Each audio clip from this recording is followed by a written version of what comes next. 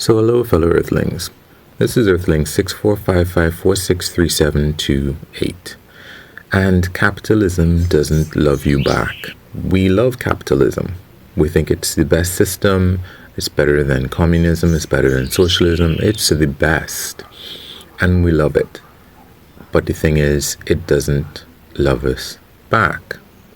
And what I mean by that is, I did a piece on the fact that people might be leaving California. More people are leaving, so there's a net outflow of people leaving California for many reasons.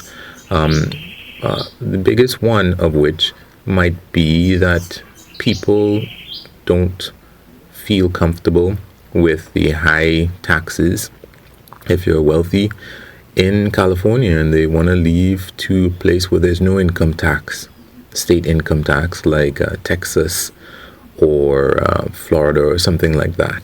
And I was saying that might be a good thing because unfortunately people are reluctant to allow the high occupancy structures that are needed in California in order to bring down the property prices.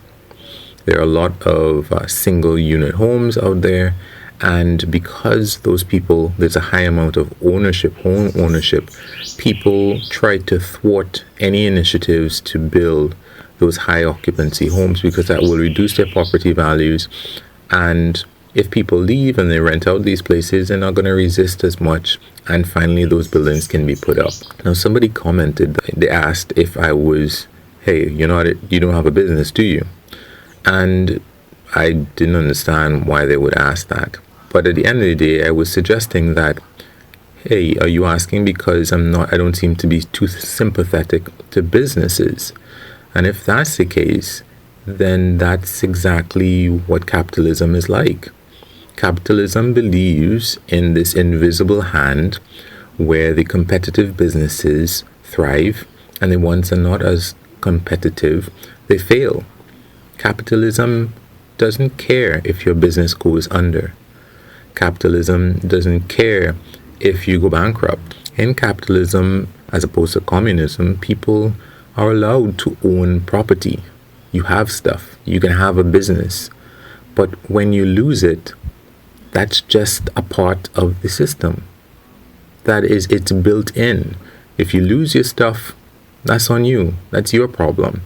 The state is not coming to, or it's not supposed to come to your aid to help you. If you don't have enough money to pay for your health care or for your kids to go to school or for any number of different things, capitalism, strictly speaking, is supposed to go shrug its shoulders and go, hey, that's supposed to happen. You are not one of the best, so I don't know what you want me to do for you. In a place, for example, like Germany, your kids would be able to attend school for free. A place like France, I think it's also free or cheap, in which case people actually go from other countries to those countries to take advantage of that. They have to learn German or French, for example. And in France, you have a whole lot of social support with respect to time off from work. You have a lot of time off. You have maternity leave. You have paternity leave. You have a lot of social support. Now you pay for it in higher taxes, but the state and their form of capitalism is more there for you when you need things, when things go bad, when they go south. But in the US especially, there is not that amount of support. If you can go bankrupt because your insurance is not available because you lost your job or you lost your business. So you have nobody there to support you. And it is so annoying, honestly, to hear people, and I'm sorry that I have to bring in Joe Rogan, but I remember he said, and at one point he said that it is not fair, it is stealing if the state is taking your money and giving it to other people. He literally said that. And there have been guests on his show that have literally said that that is stealing, that taxation to help other people is stealing. Now, I don't understand how they think that it's stealing if it is that, I guess they think that they're immune from anything like that ever happening to them. Because if it did, I'm sure they would not want to have to go begging, hat in hand to their friends and family to take care of them, because the things that they own, the cash that they own, the investments that they were gone, and now they needed help. And yeah, I'm sure they wouldn't mind if the state stole, quote unquote, from other people to help them.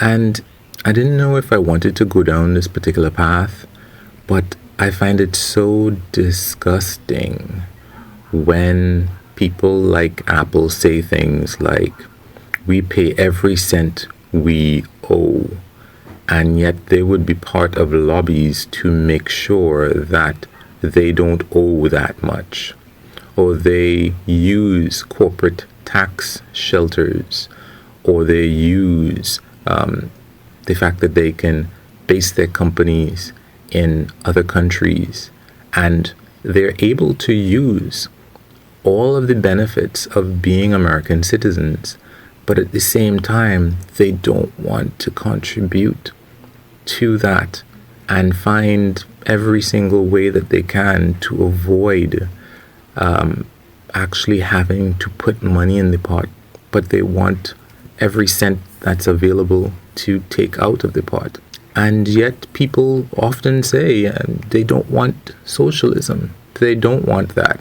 They don't want to be loved and cared for in a way by the state. But they do want help when things go bad, when their companies are going poorly. They do want the state to come and help them, which is not capitalism. But they don't want not capitalism, at least not formally. I think that people have called it, they've called you capitalize or you privatize all the benefits. When things are good, let's go private, let's make everything private. So you privatize all the gains, and then you make all the losses public. Hey, I owe this amount of money, can you help me out? Can you bail me out? But no, I don't want to pay much taxes when times are good. And unfortunately, that's just the way that the system is. That hypocrisy is what it's what everybody wants, let's be honest, not just the wealthy. Everybody wants that. It just so happens that the wealthy are able to enforce that by lobbying for tax breaks continually over and over and over again. And again, when things go bad, they come with their hands out. But that isn't capitalism. And capitalism, real capitalism, it doesn't love you back.